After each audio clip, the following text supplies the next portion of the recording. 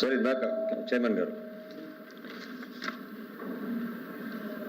సభ సాంప్రదాయం గురించి అదేవిధంగా సభలో ఉన్న ప్రొసీజర్స్ గురించి ఇందాక నేను అప్పీల్ చేసినప్పుడు మీరు ఏ రూల్ కింద ఏ ప్రొసీజర్ కింద అసెస్ చేయమన్నారు. దానికి సంబంధించిన నేను ఏ రూల్ అని అడగల అన్నారు సార్. నేను అలా రికార్డ్ తీయండి. ఓకే పర్లేదు చెప్పండి. నేను అన్నది ఏంటంటే మీరు స్పీకర్ చేసుకున్నారు కదా, అందుకనే సభను ఆర్డర్లో పెట్టాలంటే ప్రొసీజర్ ఉంటుంది, ఆ ప్రొసీజర్ మీరు ఫాలో అవ్వండి అన్నాను అంతే. మీరు ఒక్క నిమిషం నాకు సమయం ఇస్తే నేను చెప్తాను. Thank you. సో బేసికల్గా అధ్యక్ష, ప్రిసైడింగ్ ఆఫీసర్ ఎవరున్నా కూడా వాళ్ళకున్న రెసిడ్యూరీ పవర్స్ సర్వాధికారులు చైర్కే ఉంటాయి అధ్యక్ష. సో అన్నిటికన్నా ముఖ్యమైనది ఈ విషయంలో మీరు గమనించాల్సింది, సభ్యుడు ఎప్పుడైతే అడ్జర్న్మెంట్ మోషన్ ఇచ్చారో, సభ్యుడు ఇచ్చిన అడ్జర్న్మెంట్ మోషన్ని మీరు తిరస్కరించిన తర్వాత వాళ్ళకి ప్రొటెస్ట్ చేయడానికి అధికారం ఉంటుంది అధ్యక్ష. They are allowed. నా పాయింట్ ఆఫ్ వ్యూ ఏమిటంటే మీకున్న రెసిడ్యూరీ పవర్స్ని ఉపయోగించి రూల్ నంబర్ మీకున్న రెసిడెంట్ పవర్స్ మీరు ఉపయోగించి ఖచ్చితంగా సభ్యుల్ని మీరు పోడియం పైకి రానికుండా తీసుకోవాల్సిన జాగ్రత్త మీకు ఉంటుంది అధ్యక్ష. చెప్పండి ఎలా తప్పకుండా మీరు తీసుకోవాలి. చెప్పండి చెప్తాను. సో ఆ సందర్భంగా చెప్తున్నారు కదా అధ్యక్ష, రూల్ నెంబర్ 30 చూడండి అధ్యక్ష. పేజ్ నెంబర్ 30లో రూల్ నెంబర్ 59 అధ్యక్ష. Adjournment motion when the chairman withholds consent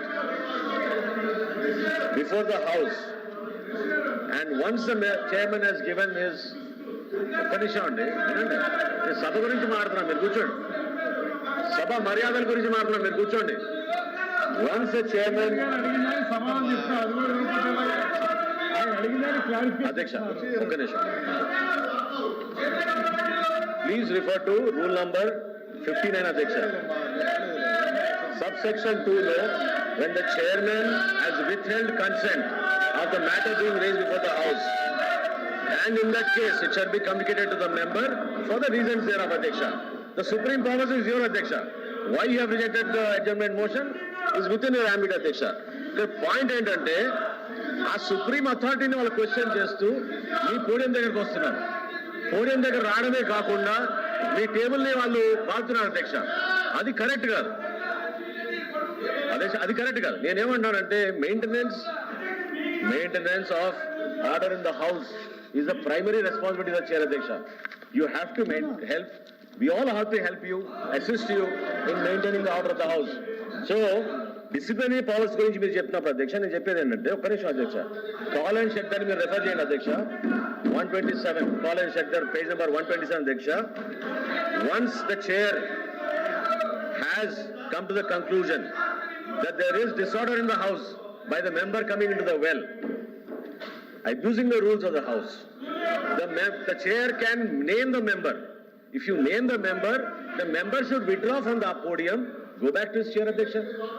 That is a procedure that we have. Procedure ఏంటని అడిగారు కదా మీరు. This is the procedure. This is the procedure. Procedure follow out అధ్యక్ష. మీరు అధ్యక్ష, individuals don't matter here అధ్యక్ష.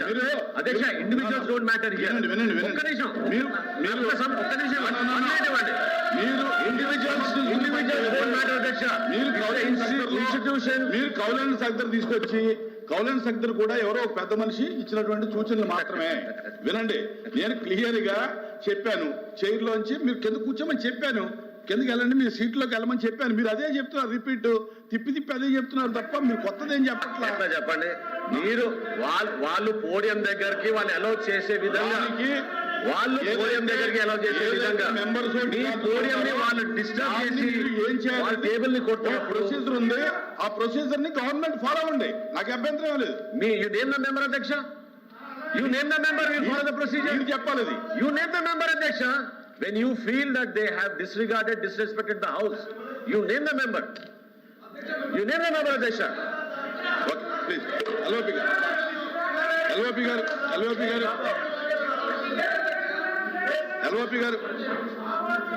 garu. అధ్యక్ష, గత 2 రోజులుగా మేము వచ్చి రాష్ట్రంలో ఏదైతే జరిగిన డిఎస్సి మీద అక్రమాల మీద జరిగిన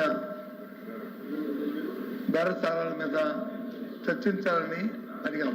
దానికి ఏంటంటే ఆ సభలో కూడా వారు మాట్లాడిన విషయాన్ని అక్కడ వచ్చి ఎత్తిపడి విషయాన్ని ఇక్కడ మాట్లాడమని అడిగాం. దాని మీద వచ్చి 2 రోజులు పెట్టి ప్రభుత్వం తాత్పర్యం చేస్తుంది. ఇవాళ మార్నింగ్ కూడా చూసాం. అయితే గౌరవ మంత్రి గారు మాట్లాడింది, ఆయన ఇంతకుముందు స్పీకర్గా కూడా చేశాడు ఉమ్మడి రాష్ట్రంలో, స్పీకర్గా వచ్చారు. అప్పుడు నేను ఆ సభలో మంత్రిగా కూడా ఉన్నాను. నాకు కూడా నిబంధనలు తెలుసు, సభ్యులకు కూడా, అందరికీ కూడా, సీనియర్ సభ్యులు అందరికీ తెలుసు.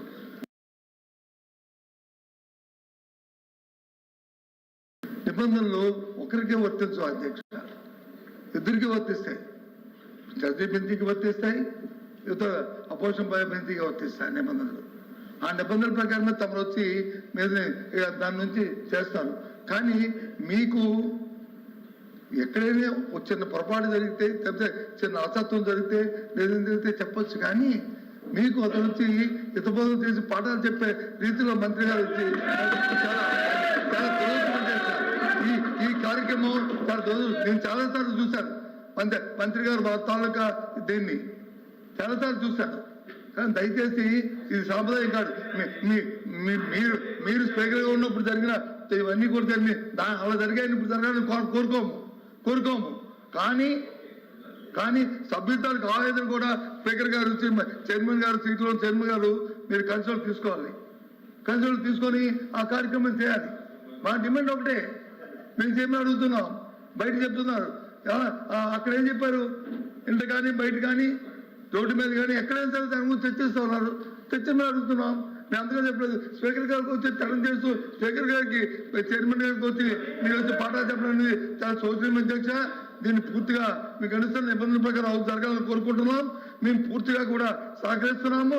కానీ ప్రభుత్వంలో ఉన్న ఎవరైతే సభ్యులు ఉన్నారో, ఎవరైతే మంత్రులు ఉన్నారో వాళ్ళే మాట్లాడుతూ, వారే భాషని తోలనాడుతూ, వాళ్ళే కార్యక్రమాలు చేస్తూ ఈ కార్యక్రమాలు చేస్తున్నారు అధ్యక్ష. మీరు ఎక్కడైనా సరే సభ్యులు తప్పుగా మాట్లాడేది కానీ రికార్డులో చూపెట్టండి అధ్యక్ష. లేదా కార్యక్రమం మీరు చెప్తే మీతో మా డిమాండ్ ఈ కార్యక్రమం చర్చ జరగాలి. ఎవరైతే డిఎస్సీ అక్రమాలు జరిగారో దాని మీద జరగాలి. ప్రభుత్వం దాని నుంచి తప్పించుకొని చూస్తుంది. మేము డిమాండ్ చేస్తున్నాం. దానికి వచ్చి మంత్రి గారు చూపితే సరిపడేంటి, వచ్చి పాఠాలు చెప్పడం ఏంటి? అధ్యక్ష నేను మీరు ఒక్క నిమిషం చైర్ గురించి ఏ విధంగా గౌరవించాలో మాకు తెలుసండి. ప్రభుత్వం నుంచి 100% గౌరవిస్తాం చైర్ ని. నేను ఐ వాంట్ అసిస్ట్ యూ, అంటే ప్రొసీజర్ గురించి మీరు అన్నారు కాబట్టి ఐ వాంట్ అసిస్ట్ యూ. అంతేగాని బొత్స సత్యనారాయణ గారు గతంలో ఎప్పుడైనా చైర్ దగ్గరకు వచ్చి టేబుల్ అట్లా కొట్టే పరిస్థితి కానీ చూసాం అధ్యక్ష? హౌస్ లో దేనికోసం అట్లా కొడుతున్నారు అధ్యక్ష? ఈ పోడియం దగ్గరకు వచ్చి టేబుల్ కొట్టే పరిస్థితి ఎక్కడ ఉంది అధ్యక్ష? ఆయన కూడా చేశారన్నారు గతంలో. ఈ వాంట్ అసిస్ట్ యూ అధ్యక్ష. సభ సజావుగా జరగాలి, దానికి మిమ్మల్ని అసిస్ట్ చేయడానికి మేము సిద్ధంగా ఉన్నాం కాబట్టి all the questions deemed to have been answered. Please silence. Now election of deputy chairman. Please. Now election of the deputy chairman. Andhra Pradesh రాష్ట్ర శాసన మండలి కార్యక్రమ కార్యనిర్వహణ నియమావళిలో 9వ 10వ నియమమును అనుసరించి ఉపాధ్యక్ష పదవికి ఒకే అభ్యర్థి పేరును 3 నామనిర్దేశ పత్రాలు దాఖలయ్యాయి. అభ్యర్థి పేరు అభ్యర్థి పేరు శ్రీ తోమాటి మాధవరావు. 3 నామనిర్దేశ పత్రాలను విడిగా ప్రతిపాదించిన వారు శ్రీమతి వరదు కళ్యాణి, శ్రీమతి టి కల్పలత, శ్రీమతి ఎస్ మంగమ్మ. నామనిర్దేశ పత్రాలు సక్రమంగా దాఖలయ్యాయి. వాటిలో ఉన్న ఏకైక అభ్యర్థి శ్రీ తోమాటి మాధవరావు శాసన మండలి ఉపాధ్యక్షునిగా ఏకగ్రీవంగా ఎన్నికైనట్లు ప్రకటిస్తున్నాను. శ్రీ తోమాటి మాధవరావు గారికి అభినందనలు. వారిని అధ్యక్ష స్థానము అలంకరించవలసినదిగా, శ్రీ తోమాటి మాధవరావు గారిని అధ్యక్ష స్థానానికి తీసుకురావాల్సిందిగా అన్ని పార్టీల నాయకులను కోరుతున్నాను.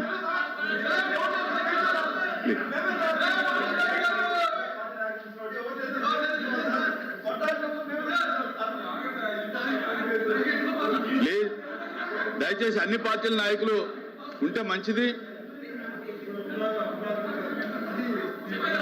నేను ఇతర పార్టీ నాయకులు కూడా విజ్ఞప్తి చేస్తా ఉన్నాను, అందరూ కూడా వచ్చి ఈ కార్యక్రమంలో పాల్గొంటే బాగుంటుందని చెప్పి కూడా నేను అందరికీ అప్పీల్ చేస్తా ఉన్నాను, అన్ని పార్టీలకి అప్పీల్ చేస్తా ఉన్నాను.